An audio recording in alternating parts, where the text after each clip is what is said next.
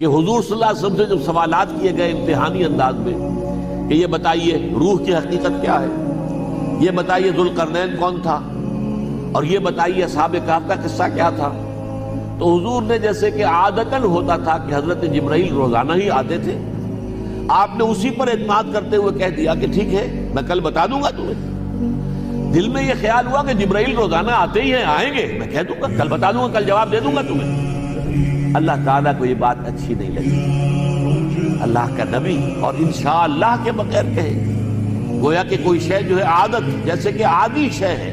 جیسے ہم دنیا کے اندر دیکھتے ہیں کہ ایک چیز عادتاً ہو رہی ہے، ہوتے ہوتے ہم سمجھتے ہیں کہ بس یہ پختہ شے ہے، اسی پر اعتماد، اسی پر توکل،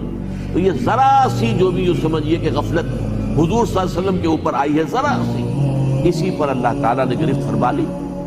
کئی دن تک حضرت جبرائیل نہیں آئے، اب تالیاں پٹ گئی، بس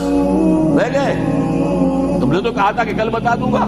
یہ تو 2 دن ہو گئے، 3 دن ہو گئے، تم نے ابھی تک نہیں بتایا۔ اب کیا کیفیت ہوئی ہوگی حضور کی، اس کا آپ اندازہ کر سکتے ہیں کس طرح چکی کے 2 پارٹوں کے درمیان جو ہے حضور کی جان آئی ہوگی۔ لیکن یہ کہ اس کے بعد جب پھر وحی نازل ہوئی، سورہ کہف آئی، اس میں تمام چیزوں کا جواب دیا گیا، لیکن ساتھ ہی یہ فرما دیا گیا وَلَا تَقُولَنَّ لِشَيْءٍ إِنِّي فَاعِلٌ ذَلِكَ غَدًا، اور کسی کام کی نسبت نہ کہنا کہ میں اسے کل کر دوں گا، مگر انشاءاللہ کہہ کر، یعنی اگر اللہ چاہے تو کر دوں گا۔ اور جب اللہ کا نام لینا بھول جاؤ تو یاد آنے پر لے لو، اور کہہ دو کہ امید ہے کہ میرا پروردگار مجھے اس سے بھی زیادہ ہدایت کی باتیں بتائے۔